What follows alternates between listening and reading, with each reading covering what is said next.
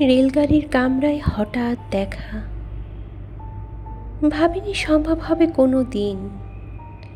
আগে ওকে বারবার দেখেছি লাল রঙের শাড়িতে, ডালিম ফুলের মতো রাঙা।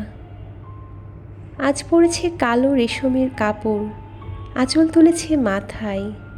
দোলন চাপার মতো চিকন গৌর মুখখানি ঘিরে মনে হলো কালো রঙে একটা গভীর দূরত্ব ঘনিয়ে নিয়েছে নিজের চারদিকে, যে দূরত্ব শস্য ক্ষেতের শেষ সীমানায় শালবনের নীলাঞ্জনে। থমকে গেল আমার সমস্ত মনটা। চেনা লোককে দেখলাম অচেনার গাম্ভীর্যে।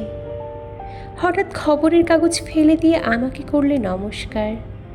সমাজবিধির পথ গেল খুলে, আলাপ করলেম শুরু। কেমন আছো, কেমন চলছে সংসার ইত্যাদি।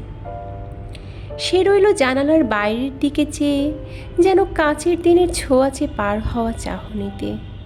দিলে অত্যন্ত ছোট দুই একটা জবাব, কোনোটি বা দিলেই না। বুঝিয়ে দিলে হাতের অস্থিরতায় কেন এসব কথা, এর চেয়ে অনেক ভালো চুপ করে থাকা। আমি ছিলাম অন্য এক বেঞ্চিতে ওর সাথীদের সঙ্গে। একসময় আঙুল নেড়ে জানালে কাছে আসতে, মনে হলো কম সাহস নয়। বসলুম ওর এক বেঞ্চিতে। গাড়ির আওয়াজের আড়ালে বললে মৃদুস্বরে, কিছু মনে করো না, সময় নষ্ট করবার। আমাকে নামতে হবে পরের স্টেশনেই। দূরে যাবে তুমি, দেখা হবে না আর কোনো দিনই। তাই যে প্রশ্নটার জবাব এত কাল থেমে আছে, শুনবো তোমার মুখে।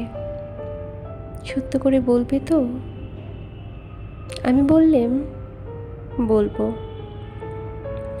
বাইরের আকাশের দিকে তাকিয়েই শুধুলো, আমাদের গেছে যে দিন, একেবারেই কি গেছে? কিছুই কি নেই বাকি? এটুকু রইলেম চুপ করে। তারপর বললেম, রাতের সব তারাই আছে দিনের আলোর গভীরে। খটকা লাগলো, কি জানি কি বললেম নাকি। ও বলল, থাক, এখন যাও ওদিকে।